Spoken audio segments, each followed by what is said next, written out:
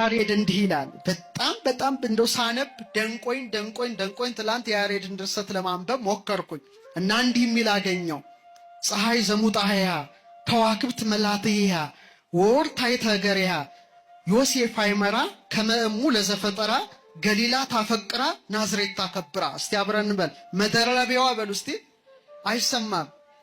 ፀሐይ ነው፣ ጉንጮቿ ከዋክብት ናቸው፣ ጨረቃም ከእግሮቿ በታች ነው።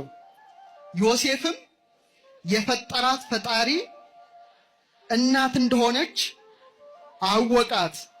ገሊላ ትወዳታለች፣ ናዝሬትም ታከብራታለች። ክብር ለዚህች እናት። በጣም ሲደንቅ። እዚህ ነው ሊቃውንት ምን ይሏታል? የፀሐይ ጽድቅ ሰረገላ ይሏታል። እመቤታችንን በሰረገላ ፀሐይ ይመስላሉ። ፀሐዩ ማን ነው? ይሄን ፀሐይ ደግሞ ለማገልገል የተመረጠ ማን ነው? ዮሴፍ።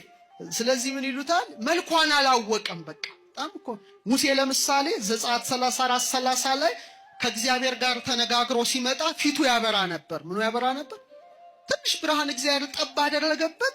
እስራኤል ፊቱን ማየት አቅቷቸው ተገልበብለነ አረ ሙሴ ተሸፋፈነ ይላሉና ፊቱን እንዲህ ተሸፍኖ ነበር የሚያወራው። ምኑም ማየት አቅቷቸው። አረ መልሱ። ሙሴ ኃላፊ ብርሃን ነው እግዚአብሔር ጠብ ያደረገበት።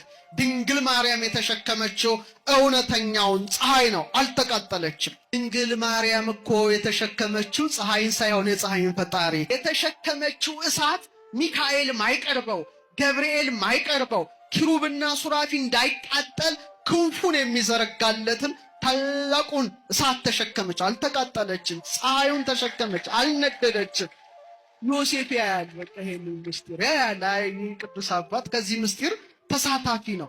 በቃለ ኃይሉ ይላል ያሬድ ድጓን ጥንጥቀስ በቃለ ኃይሉ ዘይፌትት በረደ ድንግል በከርሳ ግመረት ነደ እምግርማ እበዩ ሙሴ ዘሬደ እሞ ወላዲቶ ኮነቶ ገሃደ።